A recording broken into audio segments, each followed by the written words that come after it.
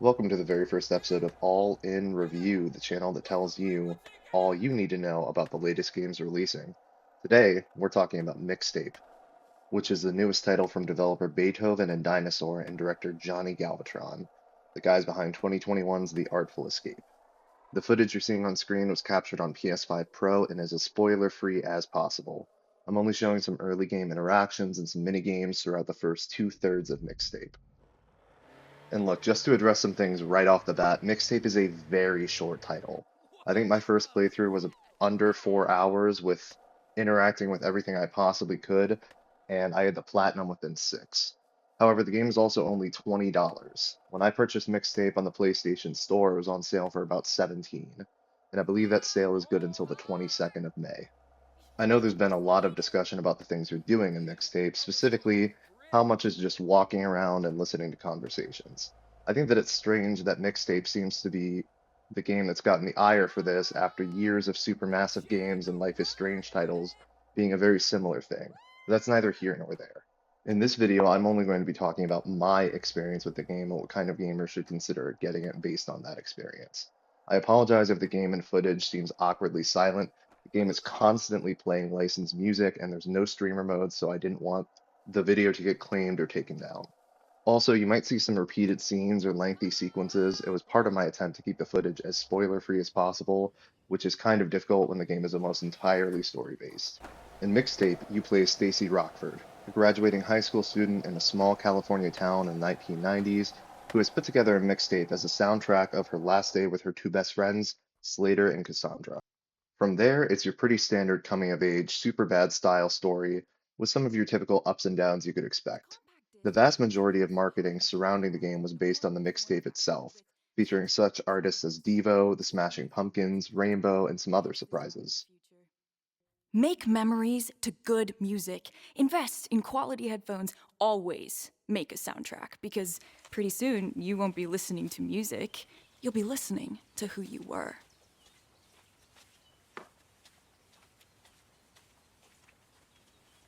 Tonight's playlist is important. It's a retrospective, greatest hits to accompany our last night together in the Big Suck.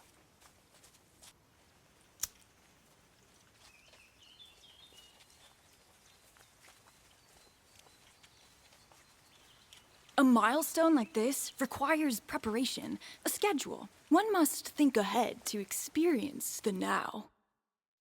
I don't necessarily think you need to be a fan of the type of music featured in Mixtape to enjoy the ride, but it certainly helps. I was hit or miss on the groups I knew, but generally enjoyed what I heard.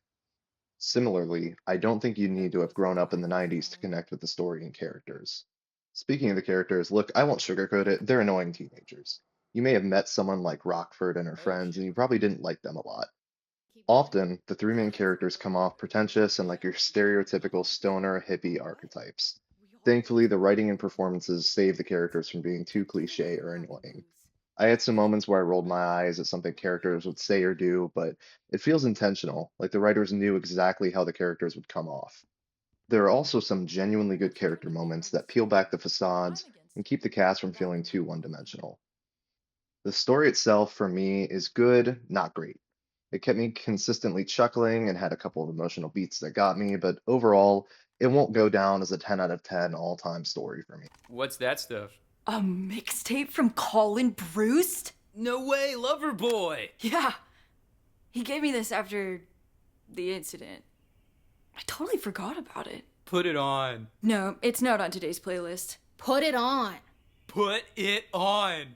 There's only so much you can do in a 2 to 4 hour game when you're trying to show off licensed music and engage the player in mini games and set pieces. The pacing can be pretty imperfect at times. At points, it feels like the game drags where it doesn't need to and doesn't give enough time where it should. There are a few poignant moments I really enjoyed, but for subject matter as universal as graduating high school and saying goodbye to your friends, I wanted a bit more from it. I was ready for them to bring the pain and really make me burst into tears, but it never really happened. It also doesn't help that 40-ish% of the game takes place in flashbacks. While these sequences can be fun gameplay-wise and help flesh out the characters, I was hoping for some more present emotional stakes. Now, as I alluded to before, the gameplay is pretty light here. Oftentimes, you're just walking around a small space, interacting with objects in a room to trigger certain dialogue moments and set pieces. Despite what you may have heard, the game is not devoid of all gameplay. Yep, Some of the mini looking games here can be good. very fun and enjoyable, just don't expect a split fiction or it takes two type experience where there's a brand new game mechanic every There you single go. sequence, but it was enough to carry me through the story.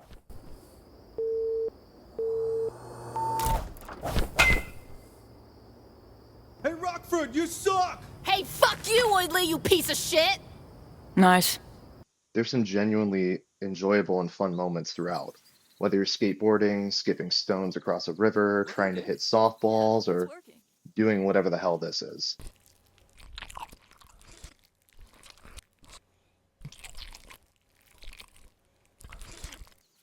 Nothing is particularly extraordinary, but it's serviceable and fun enough to keep you going.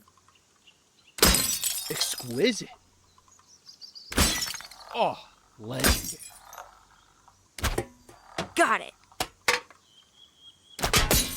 Let's go! Shot.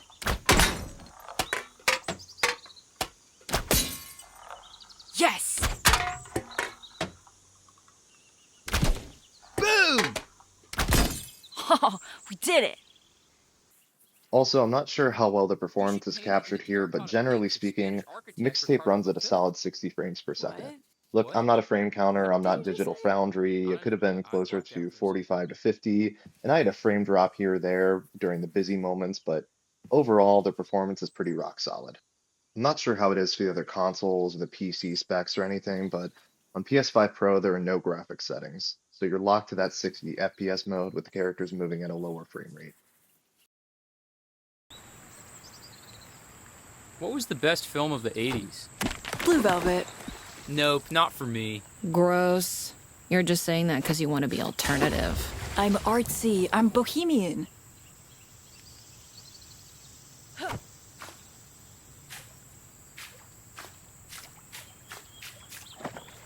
Aliens?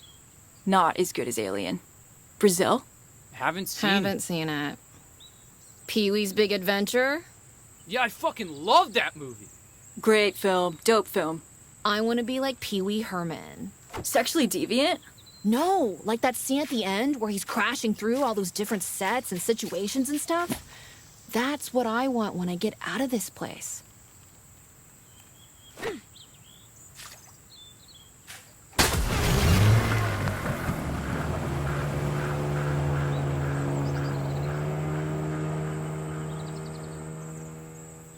I want to try every flavor, see what I like, find out what turns me on, you know? Sounds like sexual deviant. So, with all that in mind, the main question is who is Mixtape for? If you heard 2 to 4 hour experience for $20 and you spit your drink out, then this experience is not for you. Same thing for those of you who saw the various review sites giving the game nines and tens and wrote it off before even playing it for it being a quote unquote walking simulator.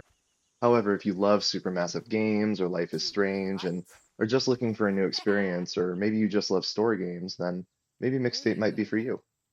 Look, I get it. Everything is more expensive nowadays, and the prospect of buying a video game for $20 for an average of 3 hours of gameplay is going to be maddening for some of you. But I think we should also support these smaller games that are not full price, not live service, and have no microtransactions. Don't get me wrong, I'm not saying that Mixtape is a game of the generation. I just think, generally speaking, I was happy with my experience for the $18.50 after tax that I paid for Mixtape.